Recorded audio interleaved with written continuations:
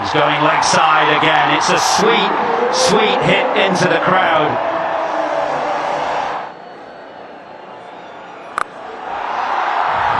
Well, that's easy pickings. That's massive. That's way back into the crowd. তো hello বন্ধুরা, গতকাল team India নিয়ম রক্ষার ম্যাচেও কিন্তু জয় তুলে নিল।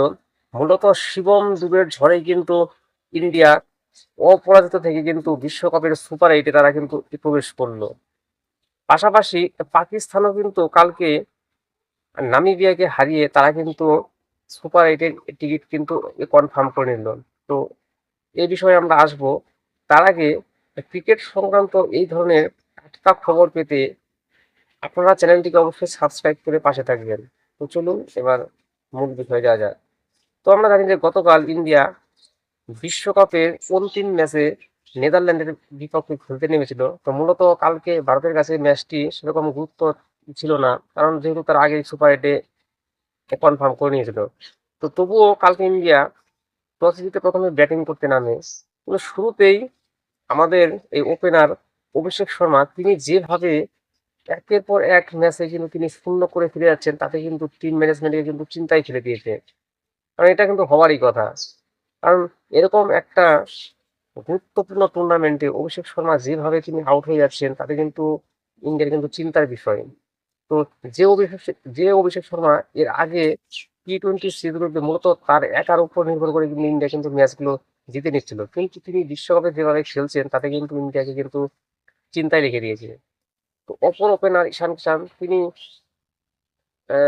দলের সুযোগ পেয়ে কিন্তু একের পর এক কিন্তু তিনি কিন্তু ভালো পারফর্ম করছেন। তো কালকেও তিনি কিন্তু স্টার্টটা খারাপ করেননি, কিন্তু তিলক বর্মা এবং ক্যাপ্টেন সূর্যকুমার যাদব এই দুজনের ব্যাটিংটা নিয়েও কিন্তু একটু চিন্তার বিষয়। কেননা তারা ইনিংস খেলছেন ঠিকঠাক, কিন্তু তাদের স্ট্রাইক রেটটা কিন্তু সেরকম ভাবে কিন্তু তারা কিন্তু বাড়াতে পারছেন না। কারণ ওই ওয়ানডে ক্রিকেটের মতো তারা খেলছেন, টি-20 ক্রিকেট মানে 27 বলে 30, 28 বলে 31 এরকম করে তারা ব্যাটিং করছেন। তো এদের কিন্তু স্ট্রাইক রেটটা কিন্তু বাড়াতে হবে, কারণ যেহেতু সুপার এইটে শক্তিশালী দলগুলো বিপক্ষে ইন্ডিয়াকে খেলতে হবে। তো সেই ক্ষেত্রে এদের কিন্তু স্ট্রাইক রেটটা বাড়াতে হবে। এবং কালকের ম্যাচে শিবম দুবে তার কথা না বললে নয়, তিনি এমন ঝোড়ো ইনিংস খেলেন যে তিনি মাত্র 25 বলে 50 রান করেন প্রথমে, তারপর 31 বলে 50 করে তিনি আউট হয়ে যান। তো মূলত তার একার উপর নির্ভর করে কিন্তু ইন্ডিয়া কালকে একটি বড় স্কোর তার করা 193 রান। তো এদিকে হার্দিক পান্ডিয়াও তিনি সাপোর্ট দেন শিবম দুবেকে, তিনিও কিন্তু একটা কিন্তু ভালো স্কোর করেন। তিনি মূলত 21 বলে 30 রান করেন।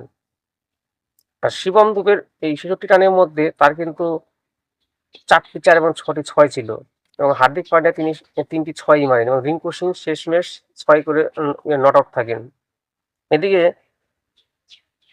নেদারল্যান্ডের বোলারদের হয়ে লগান ভ্যানভিক তিনি 3টি উইকেট নেন, যদিও তিনি রানটা অত্যাধিক দিয়েছেন। এবং আরিয়ান দাত তিনি 4 ওভারে 19 রান করে 2টি উইকেট নেন, তিনি কিন্তু ভালো বল করেন আরিয়ান দাত। এরপর 154 রানের লক্ষ্যমাত্রা নিয়ে নেদারল্যান্ড যখন ব্যাটিং করতে আসে, তো তাদের শুরুটা বেশ ভালোই হয়, কিন্তু পরের দিকে তাদের কিছু উইকেট যায়, তবুও কিন্তু তারা কিন্তু ভালো খেলছে ক্রিকেট, কারণ 176 রান করে এবং শেষমেশ 17 রানে ম্যাচটি হয়ে যায়। এবং ভারতীয় বোলারদের মধ্যে জসপ্রীত বুমরা তিনি 3 ওভারে 17 রান দিয়ে 1টি উইকেট নেন, এবং বরুণ চক্রবর্তী তিনি 3 ওভার 14 রান দিয়ে তিনটি উইকেট নেন, এবং হার্দিক পান্ডিয়া তিনি 3 ওভার 40 রান দিয়ে 1টি উইকেট নেন, এবং শিবম দুবে তিনি 3 ওভারে 35 রান দিয়ে 2টি উইকেট নেন। তো ব্যাপারটা হলো কালকে ইন্ডিয়া আরো আগে জিততে পারতো, কারণ যেহেতু কালকে নিয়ম রক্ষার ম্যাচ ছিল। তো পার্ট টাইম বোলাররা কেমন বল করতে পারে চাপের মুখে, তো তাদেরকে দিয়ে মূলত বল করানো হয়েছে, নয়তো বরুণ চক্রবর্তী বুমরার মতো বোলারদের কিন্তু ফুল ওভার করাতে পারতো, সেই ক্ষেত্রে কিন্তু আরো আগেই ম্যাচটি শেষ হতে পারতো। তো যাই হোক, কালকে হয়তো আমাদের ক্যাপ্টেন এক্সপেরিমেন্ট করলেন কিছুটা, যে চাপের মধ্যে পার্ট টাইম বোলাররা কেমন পারফর্ম করতে পারে। তো